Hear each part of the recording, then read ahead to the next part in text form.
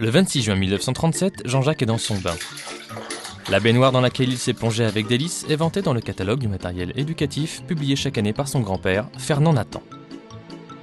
Car avant d'éditer des livres, l'inventif et talentueux Fernand Nathan a fabriqué et vendu du matériel pour la classe. Cartes murales, pupitres et bons points.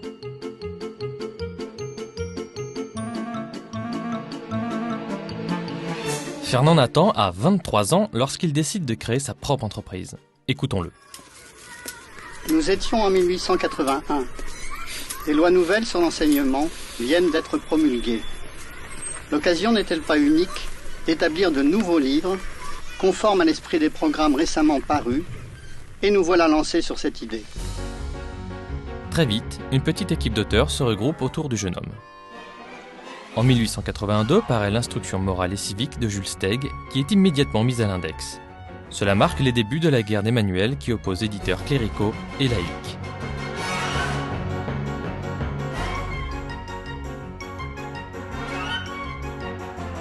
Fernand Nathan est un éditeur engagé, défenseur de la laïcité, du progrès humaniste et de l'éducation nouvelle. En 1892, le premier manuel d'histoire d'Amand et Coutan marque le début des succès éditoriaux. Les premiers manuels d'histoire sont des ouvrages de petit format, à la présentation relativement austère. On y trouve de petites illustrations, quelques cartes. En revanche, l'appareil pédagogique est déjà très développé. On fait un large usage du gras, des tableaux récapitulatifs, des résumés, et le questionnaire est déjà très présent. Sur le fond, l'histoire est encore largement du roman national. Ainsi, dans les leçons sur la Troisième République, un épisode comme la Commune est très largement éludé. Ce gouvernement provisoire, sans armée, au milieu du pays désorganisé par l'invasion, eut aussitôt à combattre la terrible insurrection de la Commune de Paris.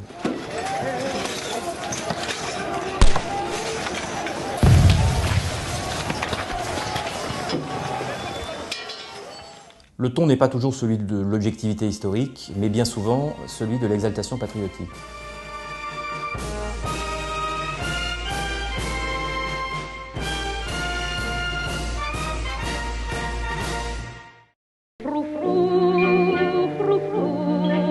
Par son jupon la femme, froufrou, froufrou, de l'homme trouble l'homme, froufrou. Jusqu'en 1919, Fernand Nathan reste un petit éditeur qui emploie selon les périodes entre 4 et 10 personnes. Mais à partir des années 20, les effectifs ne cesseront de croître pour atteindre rapidement plus de 50 personnes dans l'entre-deux-guerres. Le succès est là avec des ouvrages d'arithmétique, d'instruction civique, d'histoire et des méthodes de lecture. Fernand Nathan renouvelle l'édition des manuels, rajeunit les maquettes, inscrit ses ouvrages dans leur temps en tenant compte de l'actualité. Il cherche une proximité avec les instituteurs et les professeurs et lance dans ce but plusieurs revues pédagogiques.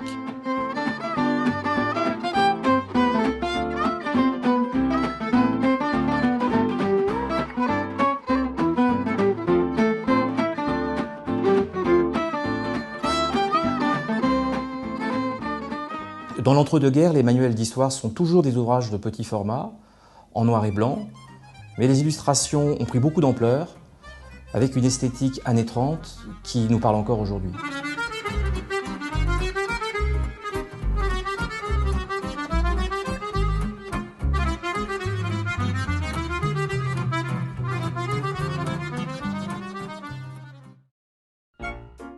En 1924, Pierre Nathan rejoint son père et lance des collections de littérature pour la jeunesse, dont la collection des contes et légendes qui accueillera de grands auteurs et de grands illustrateurs. Comme ces objets sont beaux, comme ces livres sont très attachants, on se les transmet de génération en génération. Ça fait comme un fonds de bibliothèque, mais un fonds de bibliothèque particulièrement familial et affectif. Et puis c'est surtout l'accès, quand on est jeune, à des textes qui pourraient... Je pense aux contes et légendes tirés de l'Énéide, par exemple. Bon, on n'a pas, quand on est un gamin, on n'a pas immédiatement accès à Virgile. Et bien là, avec ce livre, avec ces livres, et bien d'une certaine façon, on y a accès. Ça permet de rentrer dans cet univers historique, mais surtout, ça permet d'entrer en littérature, ce qui est pour moi importantissime. Je ne suis pas entrée dans ces contes par la porte des mots, puisque je suis entrée par la porte des images. Les illustrations de ce livre, elles sont d'une telle beauté que je m'engouffrais dans chacune d'elles, comme si j'entrais dans un film, dans un paysage, il y avait des profondeurs de champ. Il n'y avait que 3 couleurs, du blanc, du bleu et du noir. Et il y avait une magie qui opérait.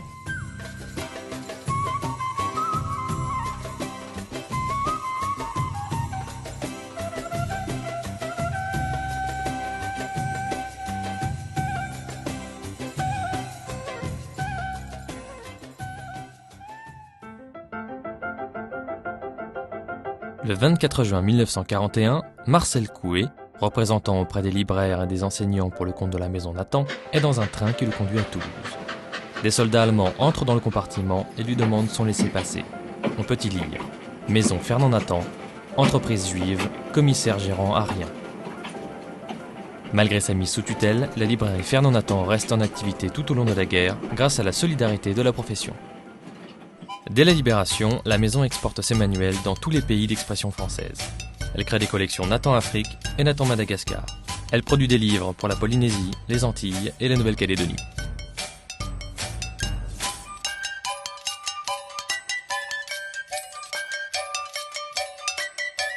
Toujours aussi créatif, Pierre Nathan, qui a succédé à son père, est rejoint par son fils Jean-Jacques.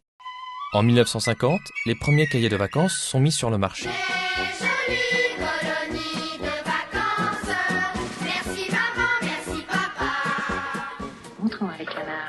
Là, et le bébé du canard, le canton. Les jeux éducatifs Nathan, quant à eux, élargissent leur public bien au-delà des écoles. Présentés de façon attrayante, ils sont peu à peu vendus dans les grands magasins, chez les libraires et dans les magasins spécialisés. Ils bénéficient de la publicité à la télévision. Comme tous les jeux éducatifs Nathan, Richesse du Monde met le monde à la portée de vos enfants.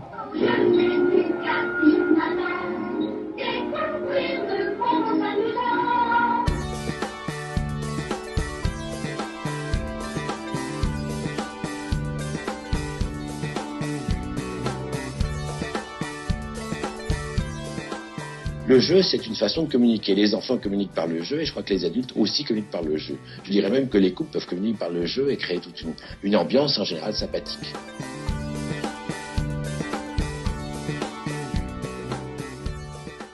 Les livres de jeunesse Nathan prennent un essor spectaculaire. Les manuels scolaires se modernisent et changent complètement de présentation.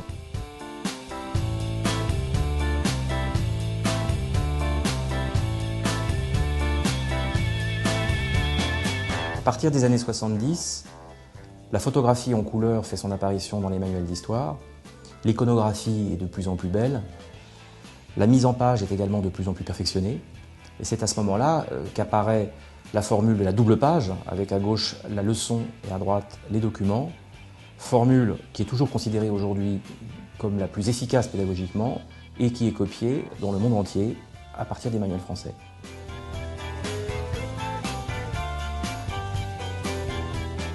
En 1979, les éditions Nathan sont intégrées dans un grand groupe et cessent d'être une maison familiale. Jean-Jacques Nathan continuera à les diriger jusqu'en 1987. Dans les années 90, l'esprit d'anticipation et d'innovation anime toujours la maison. Elle développe les premiers jeux électroniques intelligents. Bravo! Ordi Baby, à chaque âge, il y a un ordi. Ordi Mini, c'est un nouvel ordinateur qui parle. Bonjour. Le chat. Et voir en même temps. Ordi Lecture, c'est nouveau. Ordi Lecture, c'est l'expérience pédagogique de Nathan. Voilà. Bonne nuit. L'oiseau. Ordi Lecture, faites craquer vos enfants pour la lecture. Un jeu Nathan. En 2000, c'est le lancement du cartable électronique. En 2004, Nathan, en partenariat avec Klett, décide de relever le défi d'un manuel d'histoire franco-allemand. C'était un vrai défi. Je me revois dans le bureau de Françoise au tout début de l'aventure, quand il a fallu tout inventer. On a réuni une équipe binationale et on a commencé avec les Allemands à écrire ensemble l'histoire de l'Europe et du monde. Il a fallu harmoniser nos pédagogies et c'est ainsi qu'avec des regards croisés franco-allemands, on a pu commencer à inventer une nouvelle façon d'écrire les manuels d'histoire. Ce projet a suscité la curiosité du monde entier. Il a inspiré d'autres équipes d'historiens dans de nombreux pays Et notre manuel franco-allemand a été même traduit en japonais.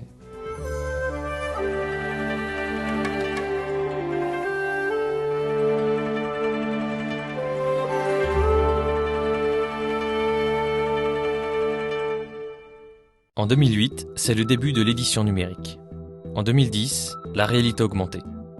En 2012, les manuels numériques enrichis, les sites de lecteurs et le lancement de Dokeo TV.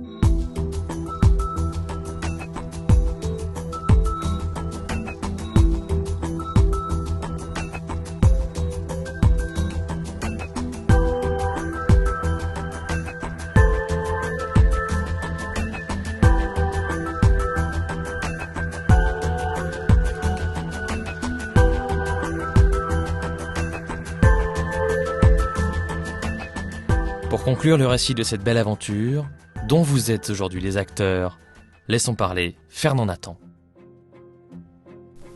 Nous souhaitons que nos successeurs apportent pour cette œuvre la même tendresse. Nous dirons aussi le même amour, sans lesquels on ne peut bâtir quelque chose de sérieux. Voilà ce dont ne se doutent pas les milliers de lecteurs qui, pour quelques francs, achètent un livre. Ils ne se rendent pas compte des 1000 traverses que subit le manuscrit, depuis qu'il a été pensé par l'auteur, jusqu'au moment où, devenu volume, il sort de chez l'éditeur. Puissions-nous y faire réfléchir.